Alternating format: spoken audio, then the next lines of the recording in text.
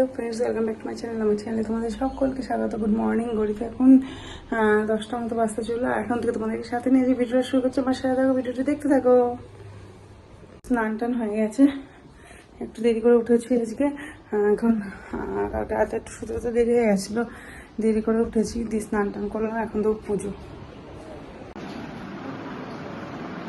চলে এসেছি নিচে ঘরে, আর এখানে সকালে খাওয়ার প্রিপারেশন হচ্ছে। ভাত হয়েছে আজকে।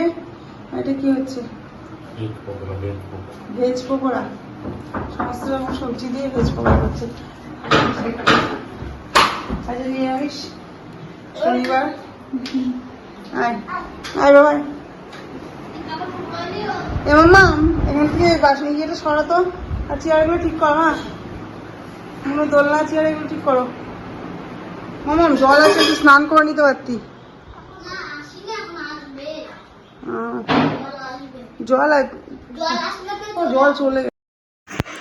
দেখো, সকাল সকাল কিন্তু বড়মশাই রান্নার কাজে লেগে পড়েছে। আর আজকে কিন্তু আমার রান্নাঘর থেকে ছুটি।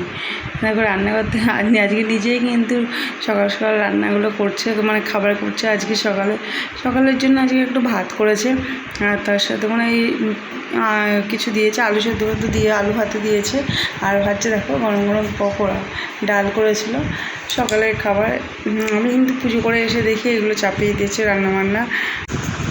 আর বড়মশাই যদি সকাল সকাল বাড়ি থাকে, সেদিনকে কিন্তু বলতে হয় না, নিজে থেকেই করে সমস্ত কাজ। আর একটু যদি সকালবেলা হেল্প পাওয়া যায় কোনো কাজে, সকালবেলার দিকে কিন্তু অনেক কাজ থাকে আমাদের, একটু যদি হেল্প পাওয়া যায় তাহলে কিন্তু আমাদের সুবিধা হয় একটু মানে নাহলে সকাল থেকে যা হুটোপাটা বাঁধে, কারণ স্কুল বাচ্চার স্কুল, আবার এই পুচকুটাকে নিয়ে। আর আমাদের মেয়েদের যদি একটু হেল্প করার লোক থাকে তাহলে কিন্তু অনেকটাই কাজ কমে না, একটু সুবিধাও হয়। আর আমার বর কিন্তু অনেক হেল্প করে আমাকে কাজে। বাড়িতে থাকলে কিন্তু রান্নাবান্নার চাপ অনেকই কম। আর দুপুরের দিকেও আজকে পকোড়াগুলো কথা বলতে পকোড়াগুলো ভাজা হয়ে গেছে। আজকে দুপুরে আমার রান্নাবান্না নেই, বললো আজকে দুপুরে নিরামিষ খাবার নিয়ে আসবে। আমাকে বললো গরমের মধ্যে, আর যা গরম পড়েছে, আমাকে বললো কিচ্ছু রান্না করতে হবে না। আর দুপুরে তার জন্য দুপুরে অর্ডার দিয়ে দিয়েছিলো খাবার, নিরামিষই অর্ডার দিয়ে দিয়েছিলো। আর চলে আসবে খাবারটাই বলেছিলো, নিয়ে চলে আসবে। আর দুপুরে কারণ করিনি, সকালবেলার জন্য করেছিলাম। আর রাতের বেলায় আমি ভেসে একটু রুটি যা করি রাতেরবেলায় করে নেবো। যেদিকে মেয়ে খেতে বসেছে, কেমন বুঝো না ভালো করেছে না? ভালো হয়েছে। দোকানের মতো ভেজ পকোড়া। আর এদিকে মা এসছে, মেয়েকে নিয়ে বসে আছে।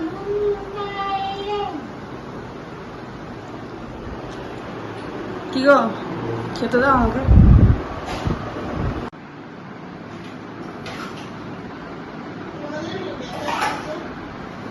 অল্প করে দিও, বেসন দিতে পারো।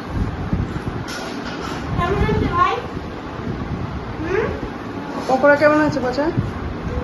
পকোড়া কেমন আছে? একবার তোমারটাও নিয়ে আসো। আচ্ছা, একবারে মা।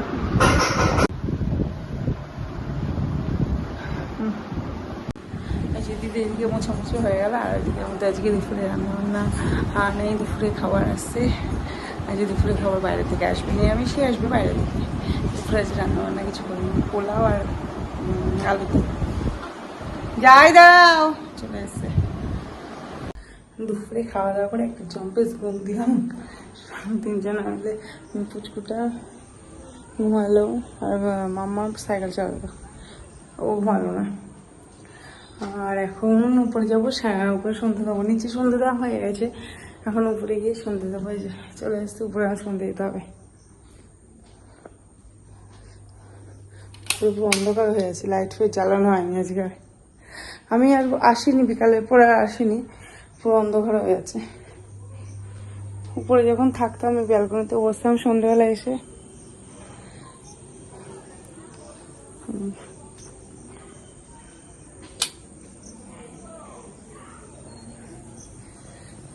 অনেকদিন আসি না উপরে, বসি না। সন্ধ্যে ব্যালকনিতে বসতাম একটু, এখান থেকে রাস্তা সব লোক দেখা যেত।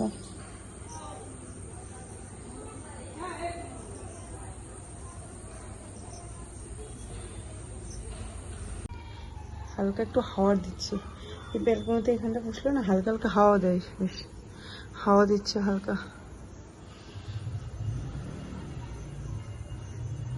তো সন্ধ্যে দিতে এসে একটু বসে নিলাম, এখন গিয়ে সন্ধ্যাটা আগে দিই। 7টা বাজতে চললো।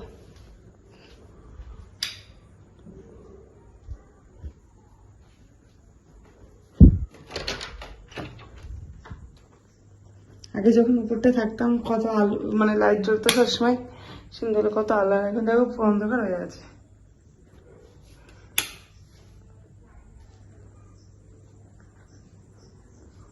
জানলা টানলা কিচ্ছু বন্ধ করা হয়নি, সব বন্ধ করতে হবে। এই ঘরে আবার রড লাইটটা জ্বলছে না, দেখি লোক ডাকতে হবে, রডটার প্রবলেম হচ্ছে মনে হয়।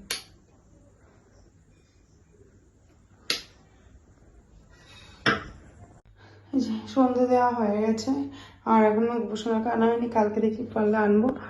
তারপরে তো কালকে 2বার করে গোপোষণাকে দিতে হয়। আর এখন যাবো নিচে, জানলা টাংলাগুলো আটকিয়ে দিয়ে যাবো নিচে ঘরে।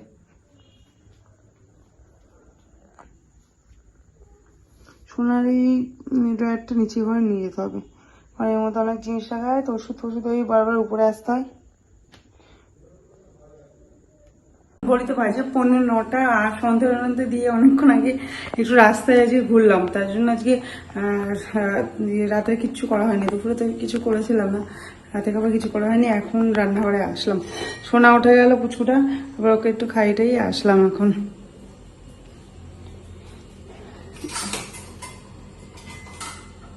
ভাবছি রাতে একটু আলুর দম আর রুটি করি, তার জন্য এই যে আলুগুলো ছোট ছোট করে আলু কেটে এই যে আমি সেদ্ধ করে নিলাম।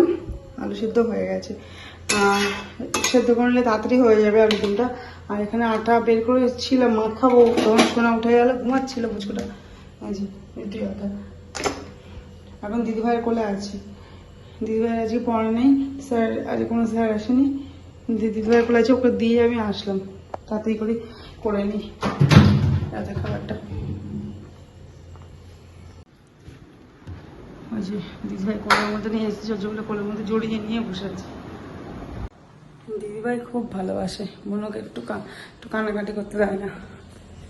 ওকে যাই করুক না কেন একটু কাঁদলে বাবা ছুটে চলে আসে, খুব ভালোবাসে বোনকে। তো চলো আমি তাড়াতাড়ি করে রান্নাটা সেরে নিই। একদিন দুপুরে রান্না নেই, আর যে রাতে আবার শুরু হয়েছে। এখানে আলুগুলো সেদ্ধ করে রেখে দিয়েছি, আর এখানে হচ্ছে মশলাটা কষাচ্ছি। নিরামিষ আবেদন তো জিরে গুঁড়ো ধনে গুঁড়ো দিয়ে, আর আদা লঙ্কা টমেটো বেশি দিয়েছি, দোকানে একটু টমেটো দিয়েছি, যাতে একটু টকটক মিষ্টি মিষ্টি হলে খেতে ভালো লাগবে রুটির সাথে।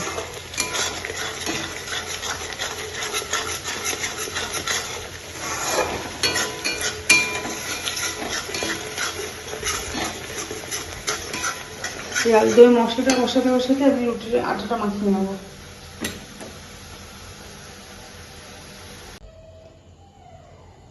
এই যে আলুর দমটা এদিকে না প্রায় হয়ে এসেছে, আর এদিকে আমি তাদের করে রুটিগুলো গুটি করে নিয়েছি, মানে রুটিগুলো বেড়ে নেবো। আর এদিকে দিদি ভাইয়ের কোলে আছে, আস্তে আস্তে সুর তুলছে, তার জন্য তাড়াতাড়ি করছি আমি।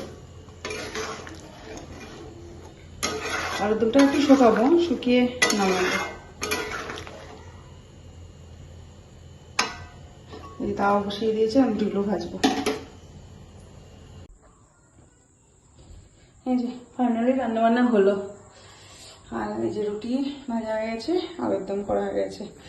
রুটিগুলো হটপটে আটকে রাখি, গরম থাকবে।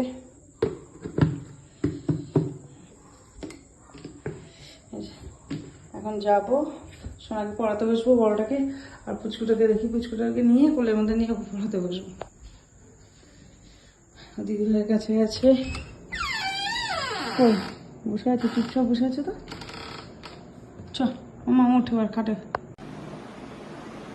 তো অনেকটা রাত হয়ে গেছে, আর আমাদের ডিনারও হয়ে গেছে সব। সোনা এই যে ঘুমিয়ে পড়েছে, ঘুমিয়ে পড়েছে, সব ঘুমিয়ে পড়েছে। তো রাত করে রুটি আর আলাদা করতে বেশ ভালোই লাগলো। একদিন দুপুরে রান্না থাকলে রাতের বেলা করতেই হবে, তো ভিডিওটা আজকের মতো আমি এখানেই শেষ করব। আর ভিডিওটা যদি ভালো লেগে থাকে অবশ্যই কিন্তু লাইক কমেন্ট শেয়ার এবং আমার চ্যানেলটাকে কিন্তু অবশ্যই সাবস্ক্রাইব করবে। আজকের মতো এটুকুই, আসবো নতুন ব্লগ নিয়ে পরের দিন। Tata, bye bye, good night.